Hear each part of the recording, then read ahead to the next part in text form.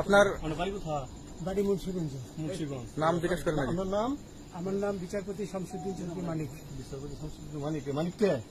হাইকোর্টের যিনি কয়েকদিন আগে একটা উপস্থাপন করছো চ্যানেল আইটি। সেই মানিক কে? Channel IT. হ্যাঁ হ্যাঁ। সেই মানিক নাম হলো বিচারপতি মানিক, বাড়ি মুন্সিগঞ্জ। পরিস্থিতি দেখেন এখন, পিতার নাম 2 দিন আগে কি ছিল আর এখন কি গুড। চিন্তা করছেন? এই যে পালাইতেছেন কেন বলেন? ভয়ে পালাইতেছি। কার বইয়ে? আর প্রশাসনের ভয়ে। প্রশাসনের বইয়ে? ওই একটা মেয়ে বলছিলেন যে ইয়ের বাচ্চা ক্ষমতা কত দাপট, আর এখন ক্ষমতা কোথায় আমি বলি আপনাকে, কোথায় এগুলা মাথার ভিতরে ঢুকাইতে হয়, রাখতে হয়। আমি তো কত রুগী মিডিয়া দেখেন পরিস্থিতি। আচ্ছা আচ্ছা শোনেন শাহিন সাহেব, একটু স্লো। আপনার কাছে এই মুহূর্তে এরা যখন ধরছে আমাদের প্রতিনিধি কি কি ছিল সাথে?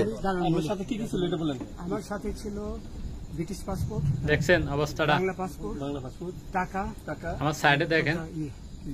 হ্যাঁ, ই কার্ড, ডেবিট কার্ড আর ই কার্ড। আমার ভিডিও করতেছ। আচ্ছা, কালকে যে টাকাগুলো ছিল, আজকে কোনো টাকা ছিল সাথে? আজকে ছিল না, আজকে যে কত বাংলাগুলা। হ্যাঁ 40,000।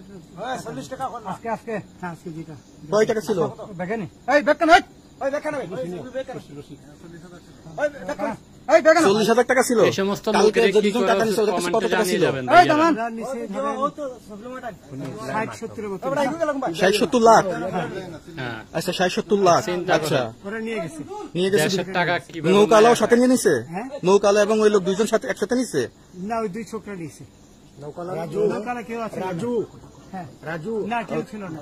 আচ্ছা 60-70 লাখ। হ্যাঁ, ওনাদের ফোন নাম্বার আছে আপনার কাছে? জানা দিছে? কিছু নাই, আমার ফোন নাম্বার সব নিয়ে গেছে। বিচারপতি কাউন্টার দিবেন না, সত্য কথাটা বলেন। আপনি কত টাকা কন্ট্যাক্টে আসছেন? আমি 15,000 টাকা ওদের বলছিলাম, ওইটা আমি দিছি। কিন্তু পরে এই দুই ছেলে আমার মাইরা ধইরা সব টাকা নিয়ে গেছে। এই মাইকটা কোন জায়গায় মারছে ভাইয়া?